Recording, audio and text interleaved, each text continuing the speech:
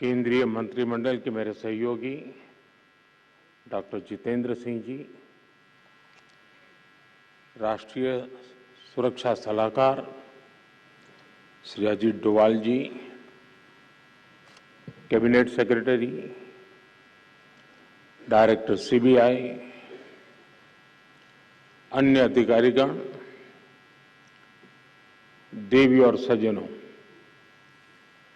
आप सभी को सीबीआई के 60 वर्ष पूरे होने हीरक जयंती के इस अवसर पर बहुत बहुत बधाई।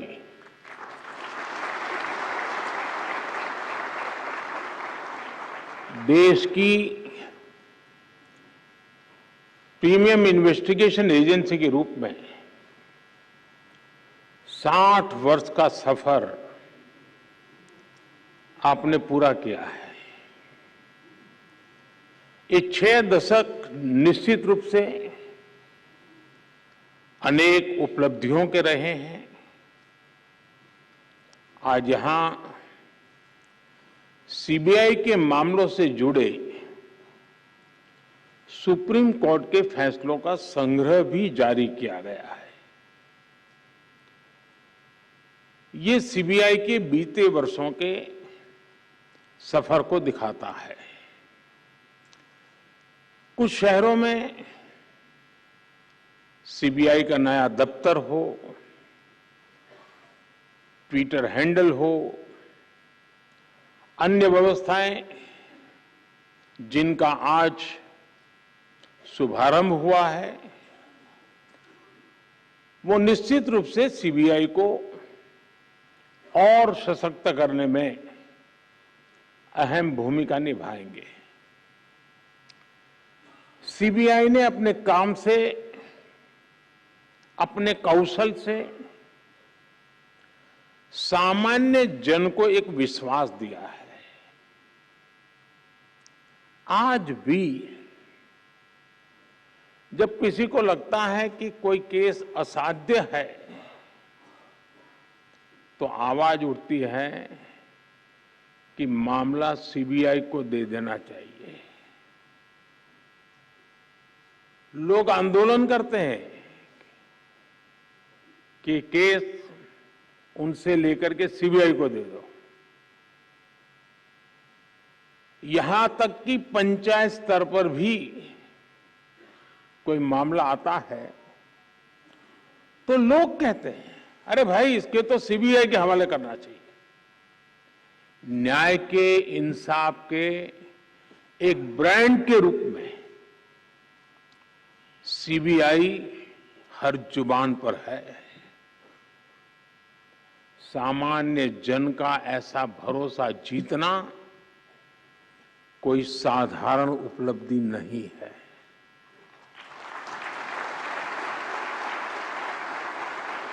और इसके लिए पिछले 60 वर्षों में जिन ने योगदान दिया है, इस संगठन में रहे सभी अधिकारी, सभी कर्मचारी बहुत बहुत बधाई के पात्र हैं। अभी यहां कई साथियों को उत्कृष्ट सेवा के लिए पुलिस मेडल से भी सम्मानित किया गया है। जिनका सम्मान करने का मुझे अवसर मिला है, जिनको सम्मान प्राप्त हुआ है, उनको, उनके परिवारजनों को मेरी तरफ से बहुत बहुत बधाई। साथियों, इस महत्वपूर्ण पड़ाव पर अतीत की उपलब्धियों के साथ ही आने वाले समय की, भविष्य की चुनौतियों पर मंथन भी उतना ही आवश्यक है। आपने जो चिंतन शिविर किया है, इसका उद्देश्य भी अपने आप को अपग्रेड करना, अपने आप को अपडेट करना और इसमें पुराने अनुभवों से सीख लेते हुए भविष्य के रास्ते निकालने हैं, निर्धारित करने हैं। ये भी ऐसे समय में हो रहा है जब देश ने अमृत काल की यात्रा का आरंभ किया है। कोटि कोटि भारतीयों ने आने वाले 25 सालों में भारत को विकसित बनाने का संकल्प लिया है और विकसित भारत का निर्माण प्रोफेशनल और एफिशिएंट इंस्टीट्यूशंस के बिना संभव नहीं है और इसलिए सीबीआई पर बहुत बड़ी जिम्मेदारी है। साथियों, पिछले 6 दशकों में सीबीआई ने मल्टी डायमेंशनल और मल्टी डिसिप्लिनरी जांच एजेंसी के तौर पर अपनी पहचान बनाई है। आज सीबीआई का दायरा काफी बड़ा हो चुका है। बैंक फ्रॉड से लेकर वाइल्ड लाइफ से जुड़े अपराधों, यानी यहां से यहां तक, महानगर से लेकर के जंगल तक अब सीबीआई को दौड़ना पड़ रहा है। ऑर्गेनाइज क्राइम से लेकर साइबर क्राइम तक के मामले सीबीआई देख रही है, लेकिन मुख्य रूप से सीबीआई की जिम्मेदारी भ्रष्टाचार से देश को मुक्त करने की है। भ्रष्टाचार कोई सामान्य अपराध नहीं होता। भ्रष्टाचार गरीब से उसका हक छीनता है। भ्रष्टाचार अनेक अपराधों का सिलसिला शुरू करता है, अपराधों को जन्म देता है। भ्रष्टाचार लोकतंत्र और न्याय के रास्ते में सबसे बड़ा रोड़ा होता है। विशेष रूप से जब सरकारी तंत्र में भ्रष्टाचार हावी रहता है तो वो लोकतंत्र को फलने फूलने नहीं देता। जहां भ्रष्टाचार होता है वहां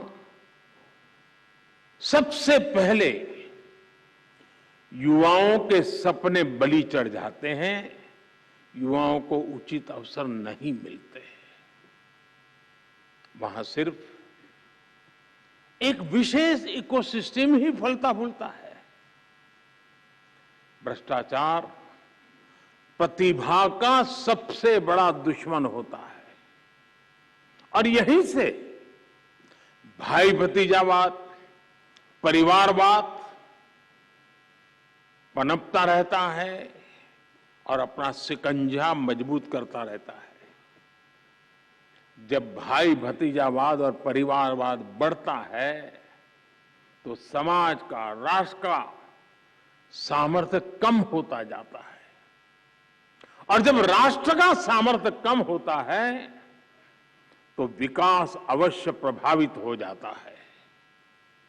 दुर्भाग्य से गुलामी के कालखंड से करप्शन की एक लेगेसी हमें मिली है, लेकिन दुख इस बात का है कि आजादी के बाद के अनेकों दशकों तक इस लेगेसी को हटाने के बजाय किसी न किसी रूप में कुछ लोग उसको सशक्त करते गए।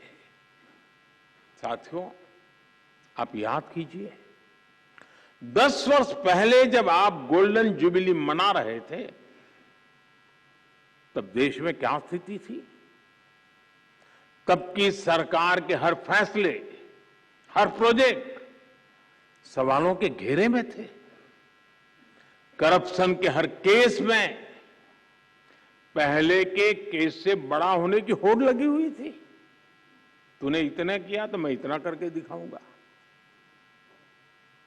आज देश में इकोनॉमी की साइज के लिए लाख करोड़ यानी ट्रिलियन डॉलर की चर्चा होती है, लेकिन तब घोटालों की साइज के लिए लाख करोड़ की टर्म मशहूर हुई थी। इतने बड़े बड़े घोटाले हुए लेकिन आरोपी निश्चिंत थे। उन्हें पता था कि तब का सिस्टम उनके साथ खड़ा है। और इसका असर क्या हुआ? देश का व्यवस्था पर भरोसा टूट रहा था। पूरे देश में करप्शन के खिलाफ आक्रोश लगातार बढ़ रहा था। इससे पूरा तंत्र छिन्न भिन्न होने लगा। लोग फैसला लेने से बचने लगे। पॉलिसी पैरालिसिस का माहौल बन गया। इसने देश का विकास ठप कर दिया। देश में आने से निवेशक डरने लगे। करप्शन के उस कालखंड ने भारत का बहुत ज्यादा नुकसान किया। साथियों, साल 2014 के बाद हमारा पहला दायित्व व्यवस्था में भरोसे को फिर कायम करने का रहा। और इसलिए हमने काले धन को लेकर, बेनामी संपत्ति को लेकर मिशन मोड पर एक्शन शुरू किया। हमने भ्रष्टाचारियों के साथ साथ भ्रष्टाचार को बढ़ावा देने वाले कारणों पर प्रहार करना शुरू किया। अब याद कीजिए, सरकारी टेंडर प्रक्रियाएं, सरकारी ठेके, ये सवालों के सबसे बड़े घेरे में थी। हमने इनमें पारदर्शिता को प्रोत्साहन दिया। आज जब हम 2G और 5G स्पेक्ट्रम के आवंटन की तुलना करते हैं तो अंतर साफ साफ नजर आता है। आप भी जानते हैं, अब केंद्र सरकार के हर विभाग में खरीदारी के लिए जेम यानी गवर्नमेंट ई मार्केट प्लेस की स्थापना की गई है। आज हर विभाग ट्रांसपेरेंसी के साथ इसी डिजिटल प्लेटफॉर्म पर अधिक से अधिक खरीदारी कर रहा है। साथियों, आज हम इंटरनेट बैंकिंग की बात करते हैं, यूपीआई से रिकॉर्ड ट्रांजैक्शन की बात करते हैं, लेकिन हमने 2014 से पहले का फोन बैंकिंग वाला दौर भी देखा है। ये वो दौर था जब दिल्ली में प्रभावशाली राजनीतिक दलों से जुड़े लोगों के फोन पर हजारों करोड़ रुपए के बैंक लोन मिला करते थे। इसने हमारी अर्थव्यवस्था के आधार, हमारे बैंकिंग सिस्टम को बर्बाद कर दिया था। बीते वर्षों में हम बहुत मेहनत करके अपनी बैंकिंग सेक्टर को मुश्किलों से बाहर निकाल करके लाए हैं। फोन बैंकिंग के उस दौर में कुछ लोगों ने 22,000 करोड़ रुपए देश के बैंकों के लूट लिए और विदेश भाग गए। हमने फ्यूजिटिव इकोनॉमिक ऑफेंडर्स कानून बनाया। अभी तक विदेश भागे इन आर्थिक अपराधियों की 20,000 करोड़ रुपए से अधिक की संपत्ति जब्त की जा चुकी है।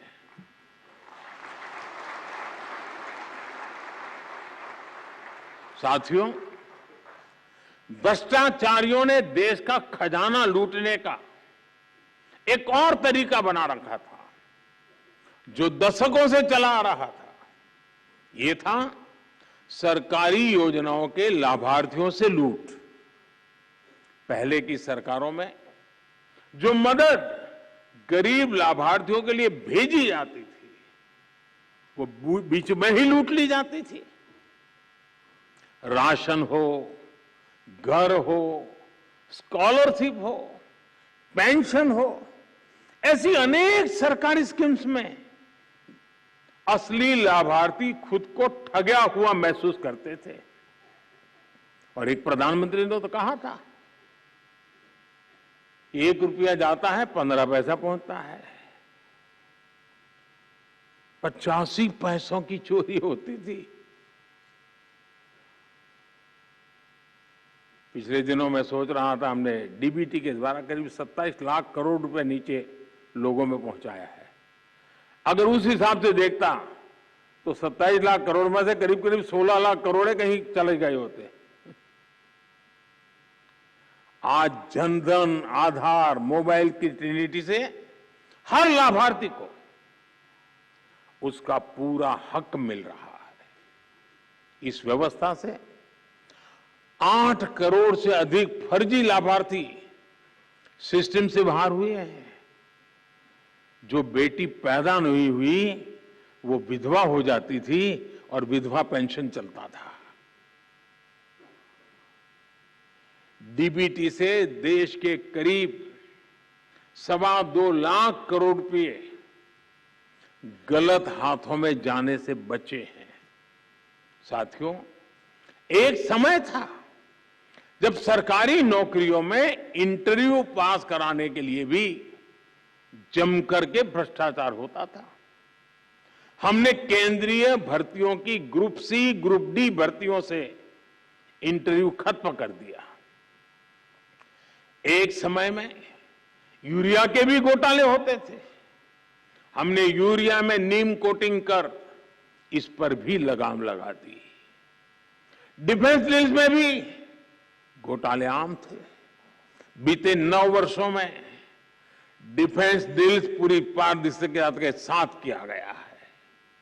अब तो हम भारत में ही अपनी जरूरत का रक्षा सामान बनाने पर बल दे रहे हैं। साथियों, भ्रष्टाचार के विरुद्ध लड़ाई को लेकर ऐसे अनेक कदम आप भी बता सकते हैं, मैं भी गिना सकता हूं। लेकिन अतीत के हर अध्याय से हमें कुछ न कुछ सीखने की जरूरत है। दुर्भाग्य से भ्रष्टाचार से जुड़े मामले वर्षों तक खींचते चले जाते हैं। ऐसे मामले भी आए हैं जिसमें एफआईआर होने के 10 साल बाद भी सजा की धाराओं पर चर्चा चलती रहती है। आज भी जिन मामलों पर एक्शन हो रहे हैं वो कई साल पुराने हैं। जांच में देरी 2 तरीके से समस्या को जन्म देती है। एक तरफ भ्रष्टाचारी को सजा देर से मिलती है, तो दूसरी तरफ निर्दोष परेशान होता रहता है। हमें सुनिश्चित करना होगा कि कैसे हम इस प्रोसेस को तेज बनाएं और भ्रष्टाचार में दोषी को सजा मिलने का रास्ता साफ हो पाए। हमें बेस्ट इंटरनेशनल प्रैक्टिसेस को स्टडी करना होगा। जांच अधिकारियों की कैपेसिटी बिल्डिंग पर फोकस करना होगा। और साथियों, आपके बीच मैं एक बात फिर स्पष्ट करना चाहता हूं। आज देश में करप्शन के खिलाफ कार्रवाई करने के लिए राजनीति की इच्छा शक्ति में कोई कमी नहीं है।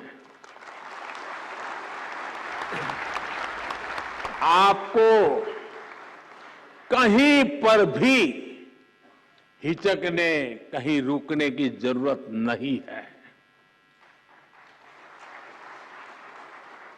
मैं जानता हूं जिनके खिलाफ एक्शन ले रहे हैं वो बहुत ताकतवर लोग हैं।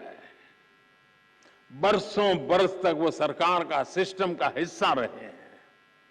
संभव है कई जगह किसी राज्य में आज भी विकसित सत्ता का हिस्सा हो। बरसों बरस तक उन्होंने भी एक इकोसिस्टम बनाया है। इकोसिस्टम अक्सर उनके काले कारनामों को कवर देने के लिए, आप जैसी संस्थाओं की छवि बिगाड़ने के लिए एक्टिव हो जाता है। एजेंसी पर ही हमला बोल दो, ये लोग आपका ध्यान भटकाते रहेंगे, लेकिन आपको अपने काम पर फोकस रखना है। कोई भी भ्रष्टाचारी बचना नहीं चाहिए। हमारी कोशिशों में कोई भी डील नहीं आनी चाहिए। ये देश की इच्छा है ये देशवासियों की इच्छा है और मैं आपको भरोसा दिलाता हूं, देश आपके साथ है, कानून आपके साथ है, देश का संविधान आपके साथ है। साथियों, बेहतर परिणामों के लिए अलग अलग एजेंसियों के बीच के साइलोज को भी खत्म करना बहुत आवश्यक है। ज्वाइंट और मल्टी डिसिप्लिनरी इन्वेस्टिगेशन आपसी विश्वास के माहौल में ही संभव होगा।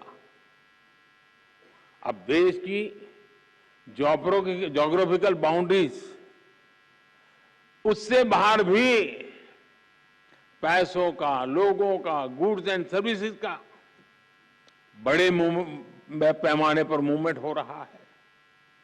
जैसे जैसे भारत की आर्थिक शक्ति बढ़ रही है, तो अड़चनें पैदा करने वाले भी बढ़ रहे हैं। भारत के सामाजिक ताने बाने पर, हमारी एकता और भाईचारे पर, हमारे आर्थिक हितों पर, हमारे संस्थानों पर भी नित्य प्रतिदिन प्रहार बढ़ते चले जा रहे हैं और इसमें जाहिर तौर पर करप्शन का पैसा लगता है। इसलिए हमें क्राइम और करप्शन के मल्टीनेशनल नेचर को भी समझना होगा, स्टडी करना होगा, उसके रूट कॉज तक पहुंचना होगा। आज हम अक्सर देखते हैं कि आधुनिक टेक्नोलॉजी के कारण क्राइम ग्लोबल हो रहे हैं, लेकिन यही टेक्नोलॉजी, यही इनोवेशन समाधान भी दे सकते हैं। हमें इन्वेस्टिगेशन में फॉरेंसिक साइंस के उपयोग का और ज्यादा विस्तार करना होगा। साथियों, साइबर क्राइम जैसी चुनौतियों से निपटने के लिए हमें इनोवेटिव तरीके खोजने चाहिए। हम टेक एनेबल एंटरप्रेन्योर्स और यंगस्टर्स को अपने साथ जोड़ सकते हैं। आपके संगठन में ही कई टेक्नोसेवी युवा होंगे जिनका बेहतर उपयोग किया जा सकता है। साथियों, मुझे बताया गया है कि सीबीआई ने 75 ऐसी प्रथाओं को कंपाइल किया है जिन्हें समाप्त किया जा सकता है। हमें एक समयबद्ध तरीके से इस पर काम करना चाहिए। बीते वर्षों में सीबीआई ने खुद को इवॉल्व किया है। ये प्रक्रिया बिना रुके, बिना थके ऐसे ही चलती रहनी चाहिए। मुझे पूरा विश्वास है चिंतन शिविर एक नए आत्मविश्वास को जन्म देगी। ये चिंतन शिविर नए आयामों तक पहुंचने के रास्ते बनाएगी। ये चिंतन शिविर गंभीर से गंभीर, कठिन से कठिन समस्याओं को सुलझाने के तौर तरीके में आधुनिकता ले आएगी और हम ज्यादा प्रभावी होंगे, ज्यादा परिणामकारी होंगे और सामान्य नागरिक न बुरा करना चाहता है, न बुरा उसको पसंद है। हम उसके भरोसे आगे बढ़ना चाहते हैं जिसके दिल में सच्चाई जिंदा है और वो संख्या कोटि कोटि जनों की है, कोटि कोटि जनों की है। इतना बड़ा सामर्थ्य हमारे साथ खड़ा है, तो हमारे विश्वास में कहीं कमी की गुंजाइश नहीं है। साथियों, इस हीरक महोत्सव के महत्वपूर्ण अवसर पर मैं आपको अनेक अनेक शुभकामनाएं देता हूं। आप अपने लिए 15 साल में क्या करेंगे और अपने माध्यम से 2047 तक क्या अचीव करेंगे, ये 2 लक्ष्य तय कर करके आगे बढ़ना चाहिए। 15 साल इसलिए कि जब आप 75 के होंगे तब आप कितने सामर्थ्यवान, समर्पित, संकल्पवान होंगे।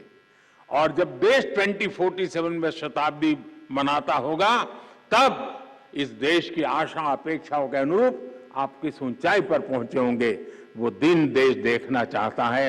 मेरी आपको बहुत शुभकामनाएं। बहुत बहुत धन्यवाद।